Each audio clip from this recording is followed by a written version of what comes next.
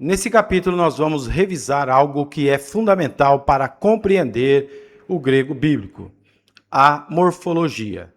Quando falamos de morfologia, estamos falando sobre a forma das palavras, como elas mudam para indicar a função, tempo, número e até mesmo quem faz a ação. Entender a morfologia é o primeiro passo para alcançar temas mais complexos, como as declinações, verbos e concordâncias. Por isso, nessa aula, vamos dar uma olhada bem prática em dois casos essenciais do grego e também uma pincelada em verbos. Os dois casos que nós vamos olhar são dativo e acusativo. Entenderemos como reconhecê-los e como traduzi-los corretamente.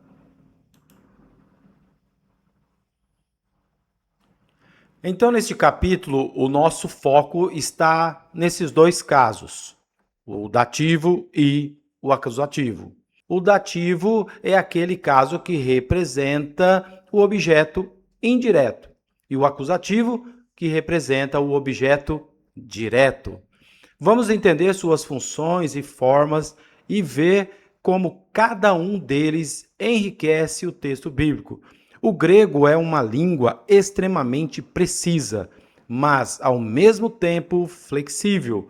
Ele não precisa de preposições ou da ordem das palavras para expressar a função de cada termo.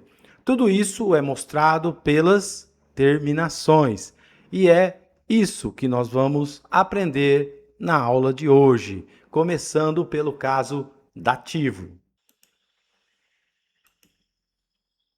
O primeiro caso que vamos estudar é o dativo. O dativo mostra quem recebe a ação, mas de maneira indireta. É como o objeto indireto do português.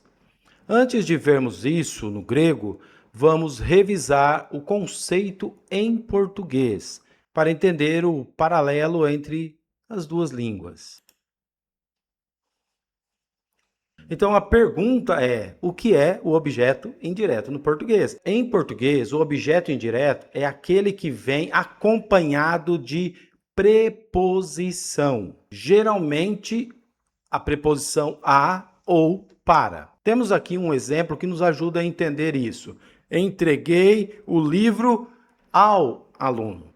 A palavra ao resulta da junção da preposição a mais o artigo definido o. Mas com o artigo feminino, nós temos um fenômeno chamado de fusão, que é a fusão do artigo feminino com a preposição a. Alguns dizem que isso é o acento crase, mas não é, não existe o acento crase. Nós temos o acento grave para indicar essa fusão. Então, temos o exemplo aí também: entreguei o livro à aluna. Como podemos ver aí nesse exemplo, entreguei o livro ao aluno, o ao está destacado em azul porque ele é o sinal do objeto indireto. Ele mostra que o verbo entregar foi direcionado a alguém. Nesse caso, ao aluno. A forma ao vem dessa junção que nós acabamos de falar, do a mais o artigo masculino o. E quando o substantivo é feminino, temos a crase, como em a aluna. Esse sinal é chamado de acento grave e ele indica justamente essa fusão entre a preposição e o artigo. No grego, esse tipo de relação aparece diretamente na forma da palavra, sem precisar de preposição nenhuma. Para indicar o dativo, você pode usar um truque simples. Sempre que o verbo pedir uma pergunta como a quem, para quem, ou em favor de quem, a resposta vai estar no dativo. É assim que você treina o olhar. Faça a pergunta e procure a forma da palavra que responde a ela. Veja esse exemplo. Educa to biblion to matete, que significa dei o livro ao discípulo. Aqui o termo to matete está no dativo. Ele mostra quem recebe a ação, o discípulo. Note que o artigo to e a terminação eta já indicam o caso. Então, não há necessidade de preposição. Mesmo que eu mudasse a ordem das palavras, o sentido continuaria o mesmo. Porque no grego é a forma da palavra e não a posição que define a função. Agora que já entendemos a função do dativo, vamos aprender a reconhecê-lo dentro de uma frase. No grego, o segredo está nas terminações e nos artigos, que mudam conforme o gênero e o número, se é singular ou plural. Essas terminações são as pistas visuais que mostram quando uma palavra está no dativo, mesmo que a ordem da frase mude. Então, a partir de agora, nós vamos observar como isso aparece na prática. Aqui temos as principais terminações do dativo. Observe, o masculino e o neutro singular terminam em ômega com iota subscrito. E o feminino singular termina em eta com iota subscrito. Quando vamos para o plural, o masculino e o neutro terminam em ois. E o feminino termina em ais. Essas terminações são muito importantes porque é por meio delas que sabemos a quem algo foi feito, sem precisar de preposição.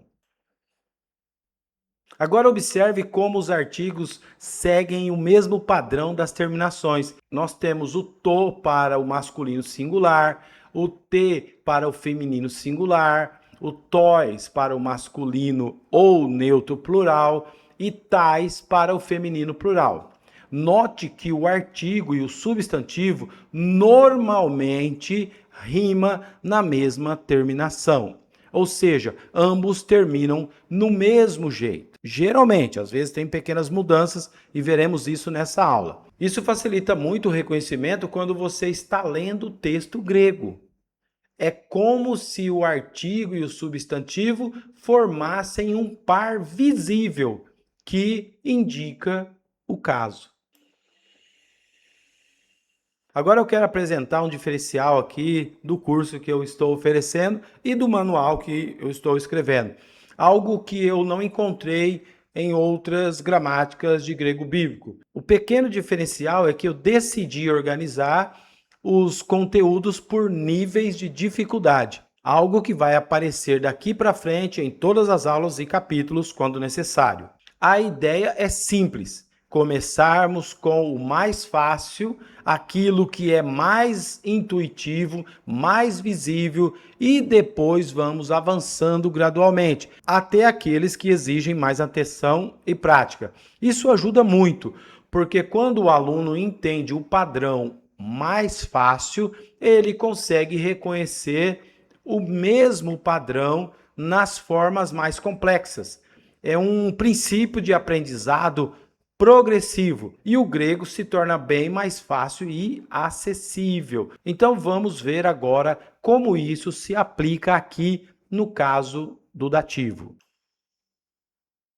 O nível 1 é o mais simples e direto. Aqui as terminações do substantivo são idênticas às do artigo, o que torna muito mais fácil identificar o dativo. Veja o exemplo: to theo, a Deus, te grafê, a escritura. Note que o artigo e o substantivo terminam exatamente da mesma forma. E isso é o que facilita a memorização. Então, se você está começando agora, este é o tipo de forma que você precisa memorizar primeiro. Agora, no nível 2, as terminações começam a mudar um pouco, mas ainda são parecidas com as do artigo. Por exemplo, tois profetais, aos profetas. Só muda ali o os e o as. Ainda dá para perceber uma semelhança. Veja que o artigo termina com os e o substantivo com as.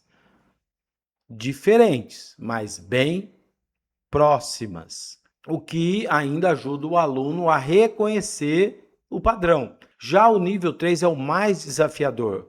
Nesse nível, as terminações mudam completamente, como em te, gnaiki, a mulher. Essas palavras que eu coloquei no nível 3, elas não seguem o mesmo modelo dos artigos. Então, exigem memorização e exposição constante ao texto bíblico. Por isso eu recomendo, estude os níveis 1 e 2 com calma primeiro. Só depois avance para o nível 3, quando o padrão já estiver mais claro em sua mente.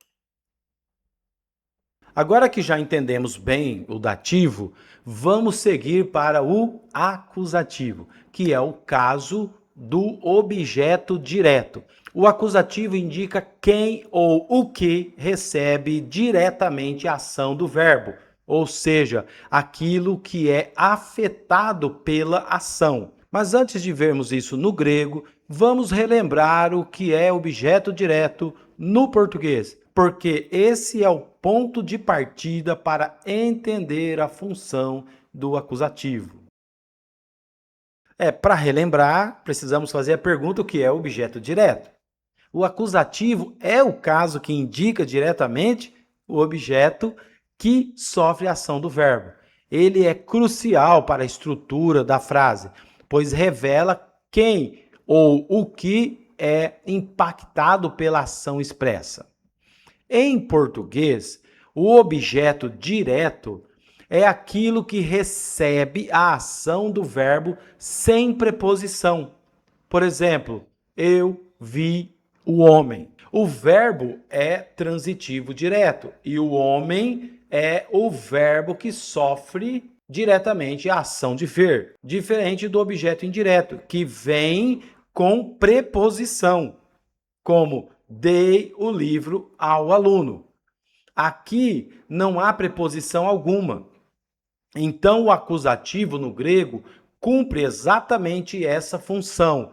Ele mostra quem ou o que foi atingido pela ação. Veja o exemplo em grego. Blepo ton anthropon. Vejo o homem. Aqui o verbo blepo, eu vejo, está seguindo de ton anthropon, que está no acusativo.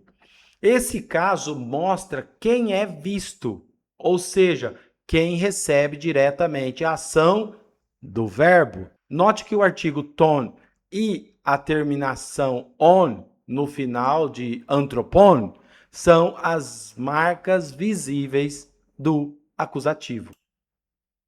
As terminações do acusativo são bem regulares e fáceis de reconhecer.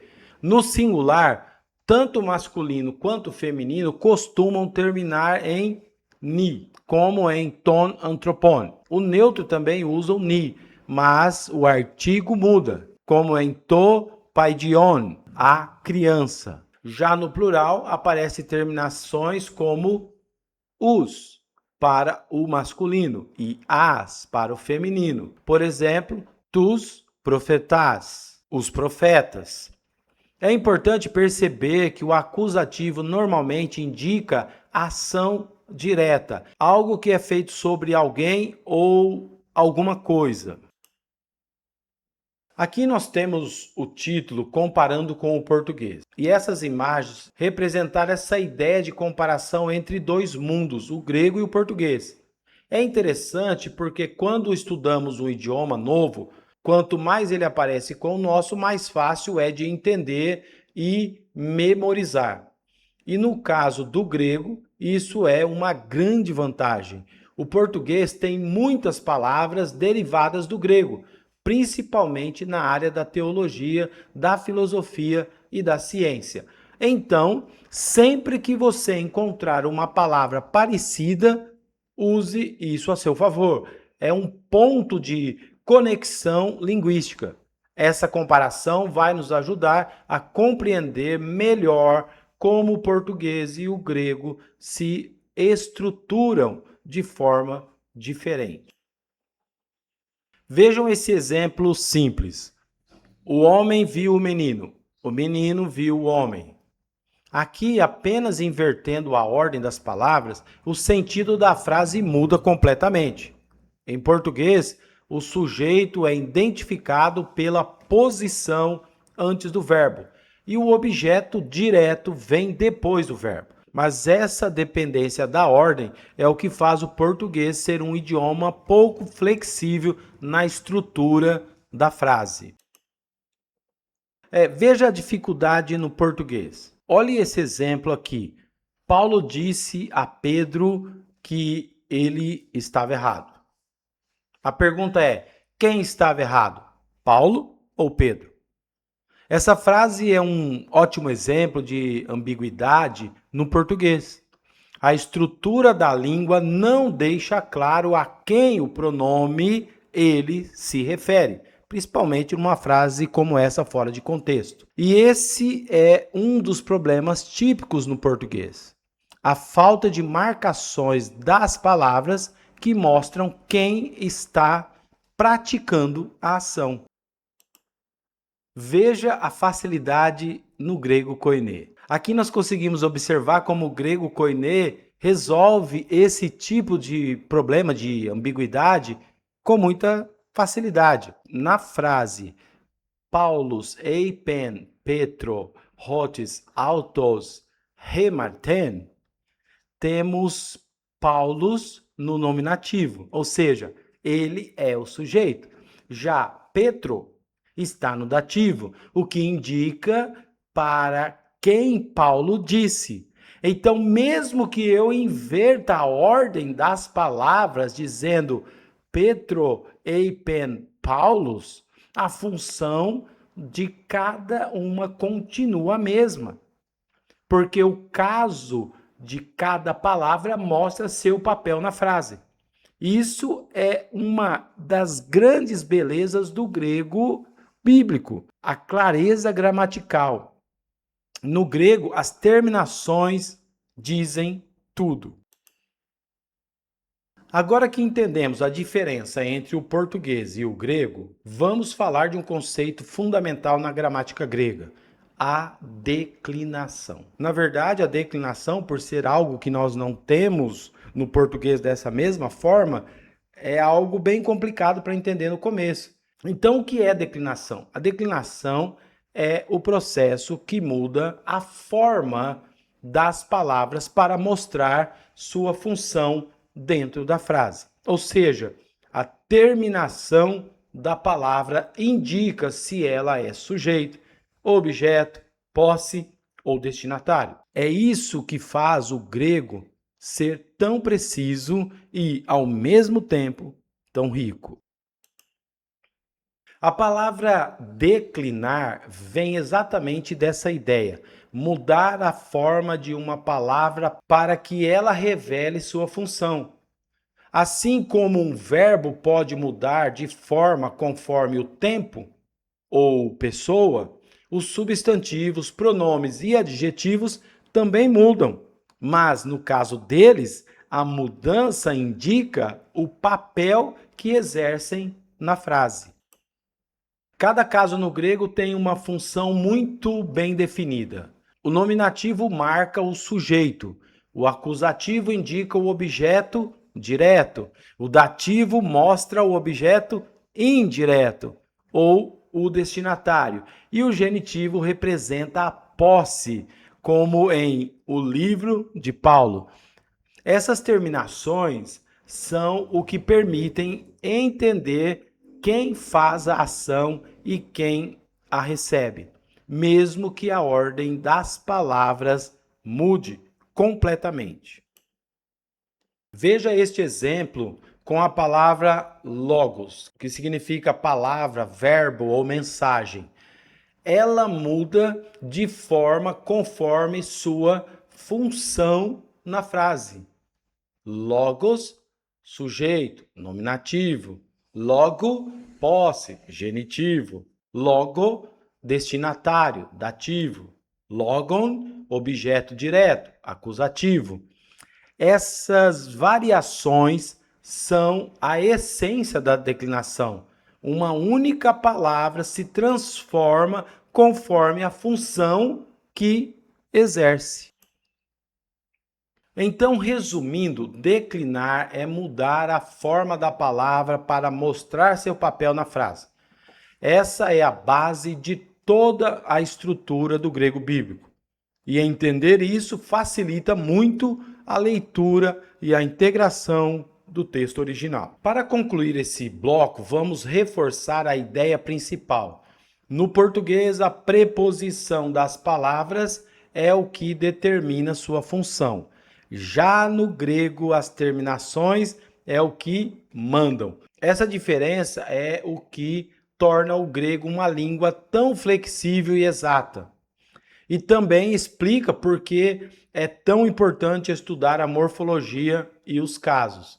É esse conhecimento que nos ajuda a entender melhor o texto bíblico, vendo exatamente o que o autor quis dizer. Agora veremos a importância da morfologia para aprender grego. Agora que já entendemos bem os casos dativo e acusativo, eu quero mostrar por que estamos encerrando esse bloco falando de morfologia usando um verbo, sendo que até agora nós estamos estudando apenas os casos. Talvez você possa pensar, mas o que o verbo tem a ver com o dativo e acusativo? A resposta é que tudo tem a ver, porque o estudo da morfologia, que é o estudo da forma das palavras, não serve só para substantivos e artigos, mas também para verbos. Assim como o dativo e o acusativo mudam suas terminações para indicar função, os verbos também mudam de forma para indicar tempo, modo e pessoa. E é isso que nós vamos ver agora com um exemplo muito conhecido, João 3,16.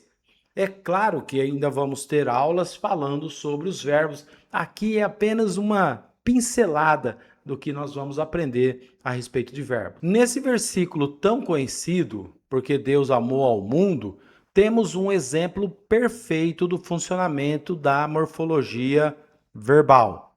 O verbo usado aqui é o egapesen, que vem do verbo agapau, amar. Ele está no aoristo do indicativo ativo, o que significa que indica uma ação passada, completa e pontual.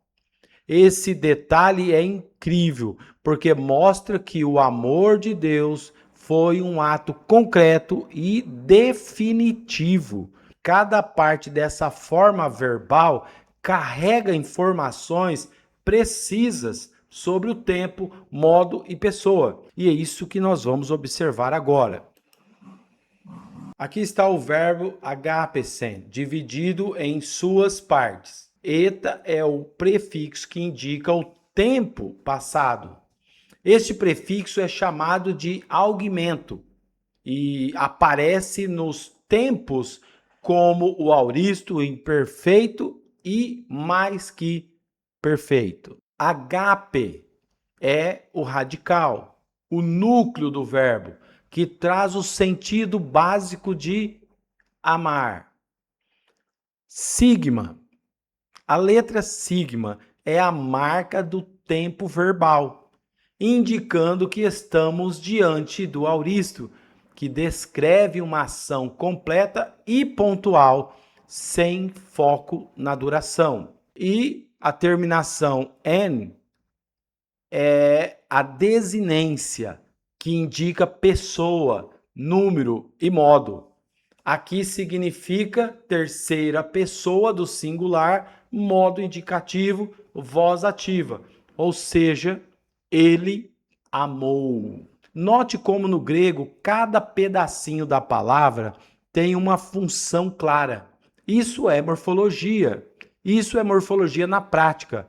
Entender como as partes da palavra constroem o sentido completo. Agora, para comparar, olha como o mesmo princípio aparece também no português. O verbo amar também muda de forma. Amou indica passado, terceira pessoa do singular. Amaram indica passado, mas no plural. Amará indica futuro. Amaremos, futuro e primeira pessoa do plural. Veja que o português também tem radical, tema e desinência. Só que no português essas mudanças ocorrem principalmente no final da palavra. Já no grego, as alterações ocorrem em várias partes, tanto no começo quanto no meio e no fim. E por isso que a morfologia grega é tão rica. Cada sílaba pode carregar informações gramaticais. O estudo do grego koiné nos mostra a riqueza e a precisão da mensagem divina. Tudo isso nos mostra o quanto o grego bíblico é profundo e preciso. Cada palavra carrega camadas de significado. Quando o texto diz que Deus amou ao mundo, o verbo usado mostra o tipo de amor e ação completa que Deus realizou. O estudo da língua original nos ajuda a enxergar a intenção exata do autor. E é por isso que aprender grego não é apenas um exercício linguístico, mas uma ferramenta espiritual para compreender melhor a palavra de Deus. A prática do vocabulário ajuda a fixar as formas gramaticais e a melhorar a compreensão do grego bíblico. E para fechar a nossa aula de hoje, um lembrete muito importante. A prática constante é o segredo do progresso. Na verdade, é o segredo do progresso em qualquer área que você for estudar. Aprender grego é como construir uma casa. Você levanta tijolo por tijolo. Não dá para pular etapas. Cada bloco que você aprende, seja uma declinação, seja uma desinência ou um verbo, é um tijolo de toda a construção que está sendo feita. Quanto mais sólida for a construção, mais tempo você gastar colocando tijolinhos nela, mais firme será a sua compreensão da Bíblia. Mas talvez você esteja pensando, mas demora um tempo para construir uma casa. Sim, leva tempo, mas cada esforço vale a pena, porque estamos estudando e aprendendo a palavra do nosso Deus. Chegamos ao final da aula, parabéns por chegar até aqui.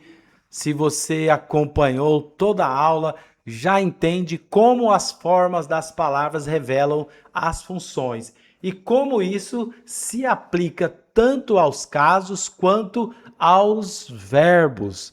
Continue estudando, praticando e revisando. O grego é uma jornada de paciência e constância. Mas quanto mais você aprende, mais a Bíblia se torna viva diante dos seus olhos. Que Deus abençoe seu aprendizado e lhe dê graça para prosseguir.